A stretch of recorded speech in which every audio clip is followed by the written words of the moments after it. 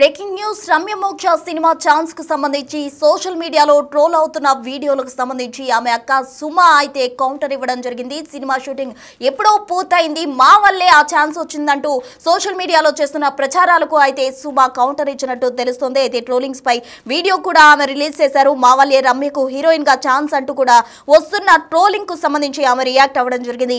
Memers మళ్ళీ troll చేస్తూ ఉన్నారు. సుమ చేసిన కౌంటర్ కి సంబంధించి కూడా వాళ్ళు ట్రోల్ చేస్తున్నారు. అయితే గౌతమ్ సినిమాలో 2 నెలల క్రితమే రమ్యకు ఛాన్స్ వచ్చింది, కానీ అలెక్య చిట్టి పికేల్స్ వివాదం తర్వాతే ఛాన్స్ వచ్చిందని చాలా మంది ట్రోల్స్ చేస్తున్నారు. అయితే ముందే ఛాన్స్ వచ్చినప్పటికీ కూడా ఆ వివాదాన్ని తర్వాతే వాళ్ళకి ఛాన్స్ వచ్చిందంటూ కూడా చాలా మంది ట్రోల్స్ చేస్తున్నారు. దానికి సంబంధించి ఆమె అక్క కౌంటర్ ఇవ్వడం జరిగింది.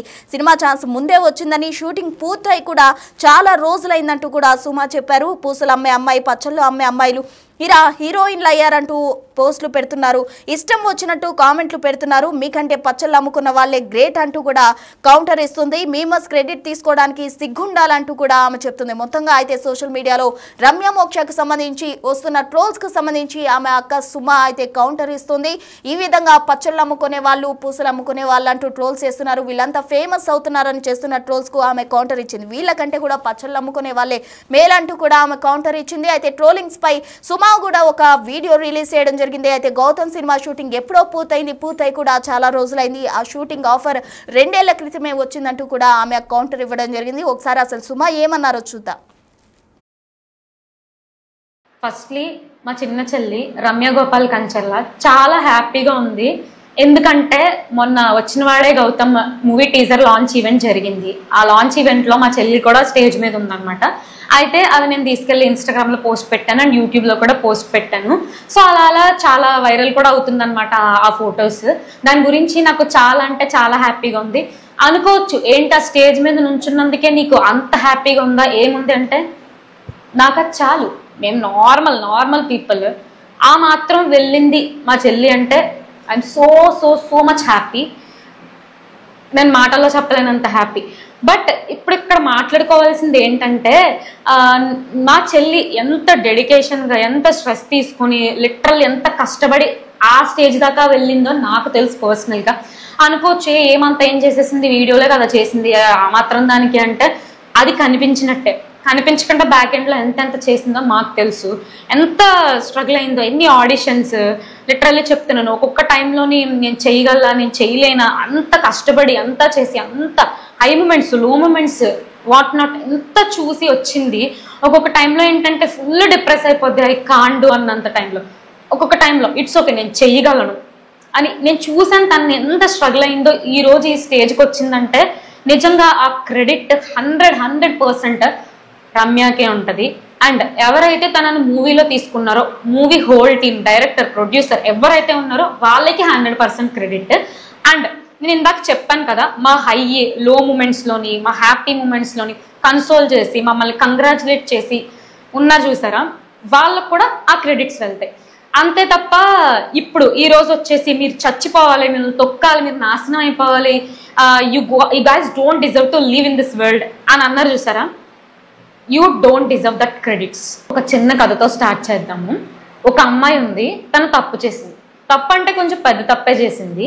సో ఆ అమ్మాయి చేసిన తప్పుకి ఒక 10 మంది ఉన్నారు. వాళ్ళు ఏం చేశారంటే, ఆ అమ్మాయికి చేసిన తప్పుకు గాను పనిష్మెంట్గా ట్రోల్స్ చేసి, మీమ్స్ చేసి, ఆ అమ్మాయి పర్సనల్ ఇన్ఫర్మేషన్ అంతా బయట పెట్టి, ఎన్ని విధాలుగా ఏడిపించాలో అన్ని విధాలుగా టార్చర్ పెట్టి చేసి, సో అక్కడతో ఆపేయలేదు. వాళ్ళ ఫ్యామిలీలో ఎవరెవరైతే ఉంటారో, అమ్మ, అక్క, చెల్లి, అమ్మ, నాన్న, ఎవరిని వదలేదు. వాళ్ళందరినీ కూడా లాగి, వాళ్ళందరినీ కూడా హింసించి, వాళ్ళు చచ్చిపోవాలి, నాశనం అయిపోవాలి, వాళ్ళకి ఏదో ఒకటి జరగాలి, రోడ్డు మీదకి వెళ్తుంటే వాళ్ళని ఏదో ఒకటి చేసేయండి guys, do something, do that, do this అని చెప్పేయటం. అండ్ కమెంట్స్లోని మాకు కానీ రోడ్డు మీద కనిపించిందంటే మేము వాళ్ళని అది చేస్తామంటే వాళ్ళకి లైక్ ఇవ్వటం. ఇటువంటిది ఒక 10 మంది గ్రూప్ చేశారు. ఇంకో 10 మంది ఏంటంటే, సరే తప్పులు చాలా మంది చేస్తారమ్మా, తప్పులు చాలా మంది చేస్తారు తల్లి, బట్ మీరు చేసిన తప్పుకి మీరు క్షమాపణ అడగడం జరిగింది, ఇంక ఇక్కడతో మూవ్ ఆన్ అయిపోండి, జరిగిందేదో జరిగిపోండి, ఇక్కడ నుంచి మంచిగా ఫోకస్ చేసి ఇటువంటి ఇష్యూస్లో దూరకుండా మంచిగా ఉండండి అని చెప్పి కన్సోల్ చేసిన వాళ్ళు ఒక 10 మెంబర్స్. అయితే మనం ముఖ్యంగా మాట్లాడుకోవాల్సింది ఫస్ట్ 10 మంది ఉన్నారు కదా, వాళ్ళ గురించి మాట్లాడుతున్నాను అనమాట. అయితే ఆ అమ్మాయి ఫ్యామిలీలో ఒక పర్సన్కి ఏం జరిగిందంటే, తన ఎప్పటి నుంచో కలలు కంటున్న ఒక కెరియర్కి సంబంధించింది ఒక గుడ్ మూమెంట్ జరిగింది అనమాట. లైక్ తన రీచ్ అవ్వాల్సి అనుకుంటున్న గోల్కి జస్ట్ 1% రీచ్ అయింది. సో ఆ సక్సెస్ మూమెంట్లో, ఆ హ్యాపీ మూమెంట్లో తను ఉంటున్నప్పుడు ఎవరైతే చచ్చిపోవాలి, నాశనం అయిపోవాలి, నీకు ఇది జరగాలి అది జరగాలని వాళ్ళు పొల్యూటెడ్ మైండ్స్తో ఉండటమే కాకుండా ఎవరెవరినైతే పొల్యూట్ చేశారో వాళ్ళు ఇప్పుడు వచ్చి ఎలా అంటున్నారంటే, సో ఈరోజు తన ఆ స్టేజ్కి వెళ్ళటానికి, ఈరోజు తనకి ఆ మంచి జరగడానికి కారణం మేమే, బికాజ్ మేము ట్రోల్ చేసాము, మేము మీమ్స్ పెట్టాము, మేమే ఫేమస్ చేసాం కాబట్టి ఆమె ఆ రేంజ్కి ఎదిగిపోయింది అని చెప్పి అంటున్నారు అనమాట. సో తర్వాత సెకండ్ టైప్ ఆఫ్ 10 మెంబర్స్ గురించి మాట్లాడాను కదా, వాళ్ళు ఎవరైతే మంచిగా కష్టంగా ఉండే సమయంలో వచ్చి ఏం కాదని కన్సోల్ చేశారో, అలాగే ఆనందంగా ఉండే మూమెంట్స్లో కూడా వచ్చి ఓకే కంగ్రాచులేషన్స్ అని చెప్పారు. బట్ ఇంత పర్సెంట్ కూడా క్రెడిట్ తీసుకోలేదు. ఈరోజు whatever the success moment, 1% success moment అయినా end of the day it's success. So ఆ టైంలో వచ్చి జస్ట్ కంగ్రాచులేట్ చేశారు అంతే తప్ప, మేము ఆ రోజు ఆ టఫెస్ట్ సిచ్యువేషన్లో మేము వచ్చి మీకు కన్సోల్ చేసాము, సో దట్స్ వే మీరు ఈరోజు ఇలా ఉన్నారు అని అసలు వాళ్ళు 1% క్రెడిట్ తీసుకోలేదు. ఎవరైతే చాలా విధంగా ఎన్ని రకాలుగా ఒక మనిషిని టార్చర్ చేయాలో, ఎంత ఎమోషనల్గా, ఇంకా చెప్తున్నాను కదా అన్ని వేస్లో ఎంత టార్చర్ చేయాలో, literally this is their end, వాళ్ళ లైఫ్ని స్పాయిల్ చేయాలి అన్నట్టు చూసారా వాళ్ళు ఈరోజు వచ్చి whatever the moment they are enjoying, whatever the success they are going through, అదంతా మా వల్లే జరిగింది, మేమే చేసాము, ఆ క్రెడిట్స్ మాకే అంటున్నారు. I don't understand. దీని గురించి క్లారిటీగా మాట్లాడుకుందాం. ఆ స్టోరీ విన్నారు కదా, ఇప్పుడు కామెడీ స్టోరీ వినండి, బాగుంటుంది చాలా. అసలు ఈ చిన్న లాజిక్ని ఎలా మిస్ అయ్యారు? ఏదన్నా ఒక సినిమా థియేటర్లో రిలీజ్ అవ్వాలి అంటే బ్యాక్ ఎండ్లో ఎంత జరుగుతుంది? ఈ వచ్చిన వాడే గౌతమ్ మూవీ ఉంది కదా, 2 years నుంచి షూట్ జరుగుతుంది. 2023 నుంచి 2024లో మా చెల్లి రోల్కి సంబంధించి షూటింగ్ పార్ట్ అయితే అయిపోయింది. సో ఈ అలేఖ్య చిట్టి పికిల్స్ ఇష్యూ జరిగింది April 1, 2025. ఇప్పుడు మే. సో ఈ 2 monthsలోని వాళ్ళు మూవీ తీసేసి మ్యూజిక్ అంతా ఇచ్చేసుకొని ready to release in theatres, trailer launch event, teaser launch event, ఇవన్నీ జస్ట్ 2 monthsలో మీరు ఇచ్చిన హైప్కి, మీరు చేసిన పాపులారిటీకి అయిపోయింది అంటారు. అంతేనా? I don't understand. చాలా ఫన్నీ కామెడీగా అనిపిస్తుంది. ఒక షార్ట్ ఫిలిం తీయాలన్నా ఎంత లేదన్నా 2 నెలలు పడుతుంది కదండి. ఒక పెద్ద మూవీ థియేటర్లో రిలీజ్ చేద్దాం అనుకుంటున్న మూవీ తీయాలంటే ఎంత టైం పడుతుంది అర్థం చేసుకోండి. అంతేగాని ఈరోజు మేము పాపులర్ చేయడం వల్ల ఆమెకు ఆ మూవీలో ఛాన్స్ వచ్చేసింది. ఫర్ యువర్ ఇన్ఫర్మేషన్ క్లియర్గా చెప్దాం అనుకుంటున్నాను, మూవీ అది షూట్ కంప్లీట్గా అయిపోయింది, రెడీ టు రిలీజ్ అనమాట. అది షూట్స్కి ఎక్కిన సినిమా కాదు, షూట్స్కి ఎక్కి ఇప్పుడు షూటింగ్ చేయబోతున్న సినిమా కాదు, షూటింగ్ అంతా కంప్లీట్గా అయిపోయింది. ఇప్పుడు ready to release in theatres. 2024లో ఆ అమ్మాయి షూటింగ్ అయిపోయింది. ఈ ఇష్యూ జరిగింది ఆఫ్టర్ 1.5 year తర్వాత. సో ఇప్పుడు వీళ్ళు వచ్చి ఎలా మాట్లాడుతున్నారంటే, మేము చేసిన దానివల్లే ఆ అమ్మాయికి ఈరోజు ఆ స్టేజ్కి వెళ్ళింది అని చెప్పి ఎంత ఫన్నీగా మాట్లాడుతున్నారంటే, అబ్బా అబ్బా మీకు సెల్యూట్ అంతే. ఈ వచ్చిన వాడే గౌతమ్ మూవీ టీం ఉంది కదా, వాళ్ళకి ఎంత డీసెన్సీ ఉందంటే నేను చెప్తున్నాను. ఇప్పుడు అలేఖ్య చిట్టి పికిల్స్ అనేది చాలా ట్రెండింగ్, వైరల్, మామూలుగా అవ్వలేదు, అది అందరికీ తెలుసు. వాళ్ళు వాడుకోవాలి ఆ టాపిక్ గురించి అంటే వాడుకోవచ్చు, ఖచ్చితంగా మాట్లాడవచ్చు స్టేజ్ మీద.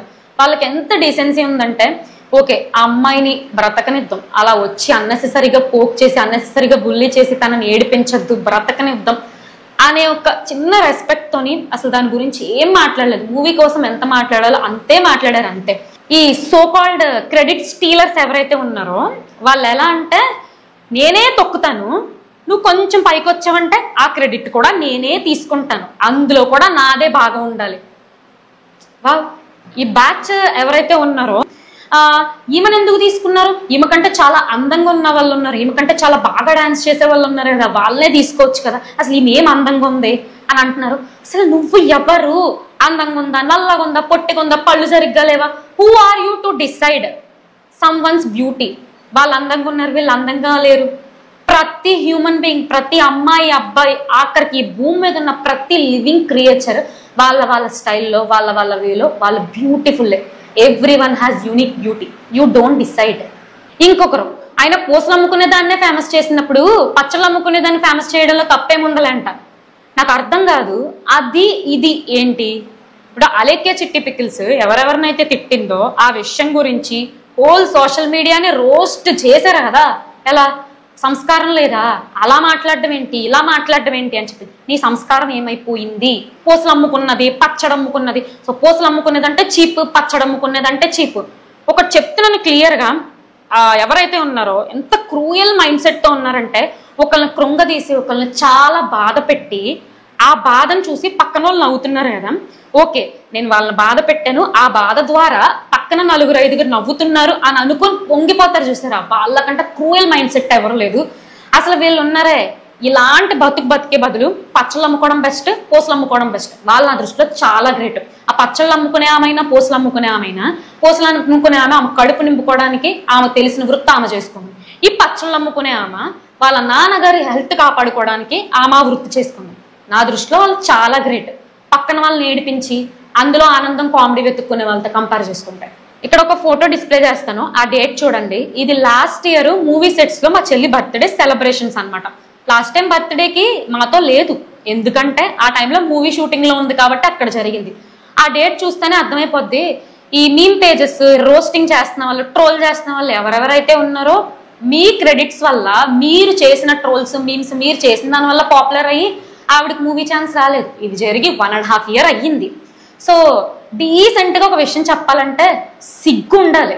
ఏంటి, ఒకళ్ళని తొక్కి తొక్కి తొక్కి చాలా బ్యాడ్ స్టేజ్కి తీసుకెళ్ళిపోయి అంతలా చేసిన తర్వాత కూడా వాళ్ళంతటి నుంచి, అంత పెద్ద దెబ్బ నుంచి కోలుకొని కొంచెం కొంచెంగా పైకి వస్తుంటే చూసావా, ఆ రోజు నేను ట్రోల్ చేశాను, అందుకే ఈ రోజు ఈ ఛాన్స్ వచ్చింది అని అనడానికి సిగ్గు ఉండాలి. అమ్మ మహానటి వచ్చేసావా చెత్త కంటెంట్ వేసుకొని అంటారా? సరే చెత్త కంటెంటే, నా మొహం చూసి జాలిపడో, బాధపడో, పాపమని ఫీల్ అయ్యో, వాళ్ళకి ఆ వీడియో నచ్చో లైక్ చేసి, సబ్స్క్రైబ్ చేసి, కమెంట్ చేసి వచ్చారు కదా, వాళ్ళకి నేను జన్మలా రుణపడి ఉంటాను. చివరిగా ఒక మాట, ఈ భూమి మీద మనిషిగా పుట్టాం కదా, దేవుడు ప్రతి ఒక్కరికి ఒక్కొక్క లైఫ్ ఇచ్చాడు. ఆ లైఫ్లో మన కష్టాలు ఏంటో, మన బాధలు ఏంటో, మన పనులు ఏంటో మనం చూసుకుందాం. అంతేగాని మన బతుకు మనం బతక్క, పక్కనోండి బతకనివ్వక ఆడిని ఏడిపించి, ఆడు బాధపడుతుంటే అది చూసి మనం ఆనందపడిపోయి, వద్దు, అటువంటి బతుకే కాదు. దయచేసి వాళ్ళ బతుకుని వాళ్ళు బతకనివ్వండి, మీ బతుకు మీరు బతకండి. ఉంటానండి.